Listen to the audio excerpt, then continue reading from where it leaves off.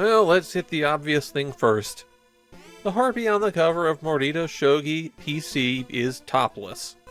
She also isn't wearing any pants, but I think YouTube is less likely to care about that hot cloaca action. And if you go looking for the unedited cover because you want to see Bird Girls Gone Wild, well, you're going to be disappointed because it's really kind of mild. With that out of the way, let's talk about why Morita Shogi is one of the most important video game franchises ever created. In 1982, NX held a contest.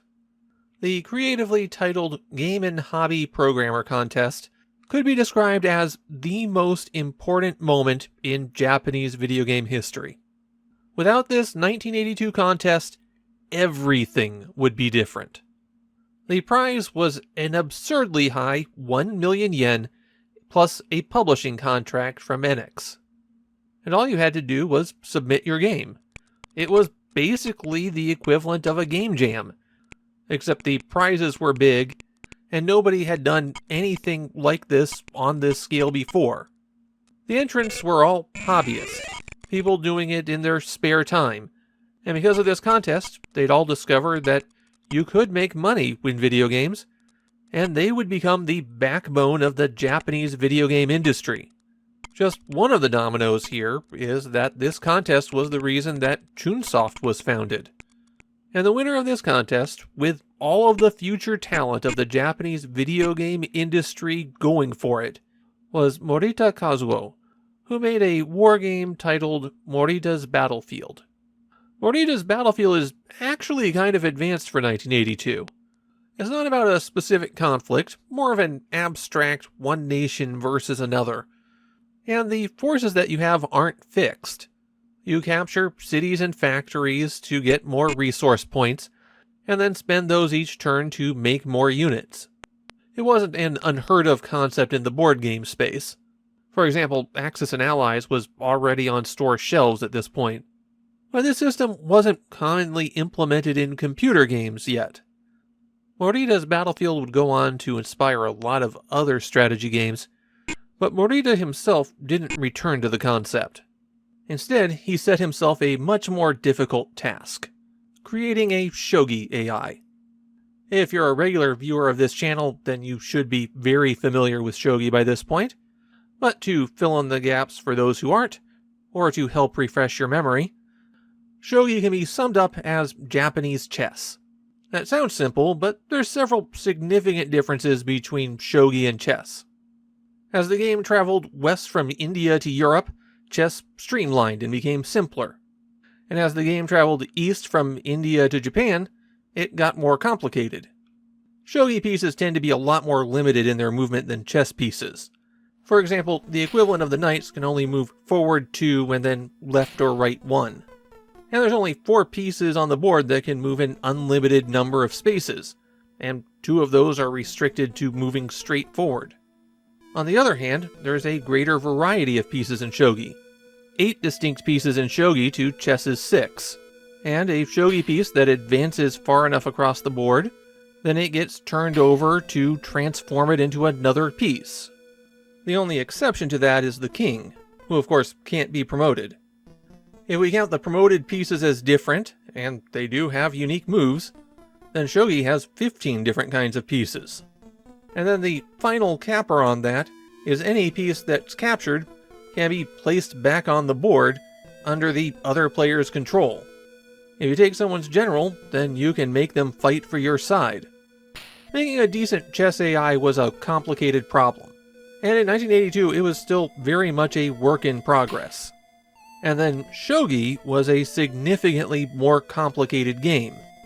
To get into the math of games for a moment, every time that you increase one of those variables, the number of pieces, the number of squares on the board, the potential moves, it makes the computer work that much harder to find a good move.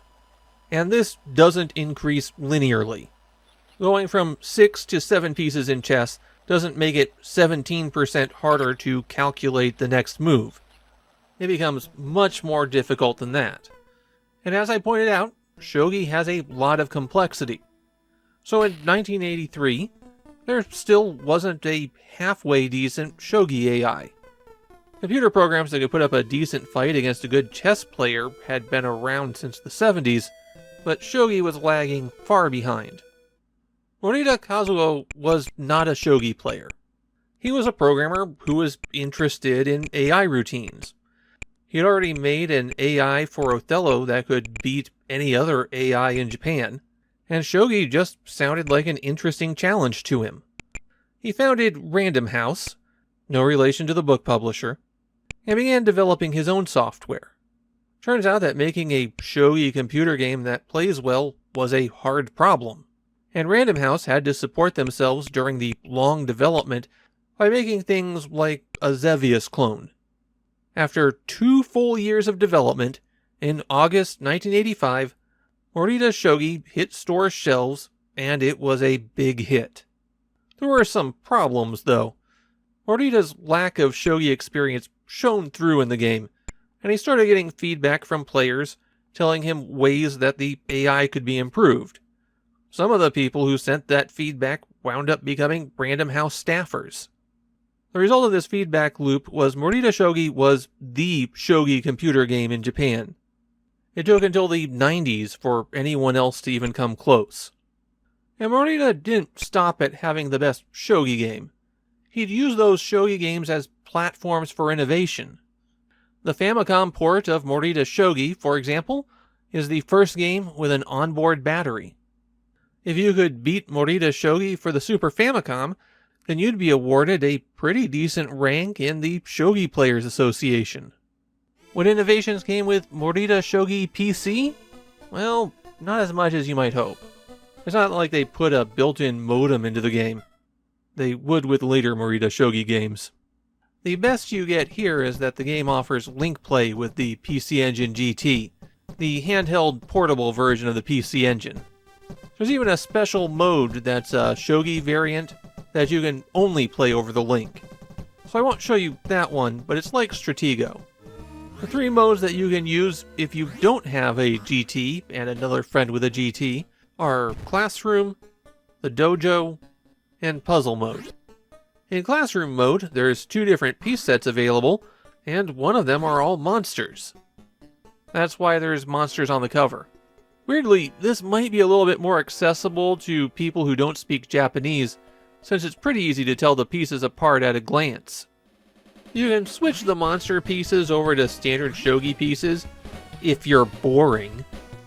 That also changes up the music. If you accidentally misclick, then this mode does offer an option to take back one move. Just hit run to bring up the menu. The dojo only lets you use standard pieces, and this is really the intended mode for playing shogi.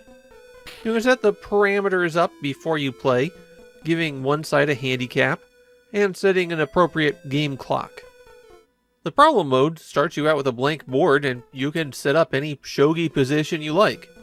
Then play it out yourself, or have the computer do it. Button 1 to move pieces around, button 2 to cycle through the state of the pieces, which player they belong to, and if they've been turned over. Morita Shogi PC falls into a category that I consider obligatory games. You've got a game console, there's certain games that people will be looking for, and so you're obligated to have them.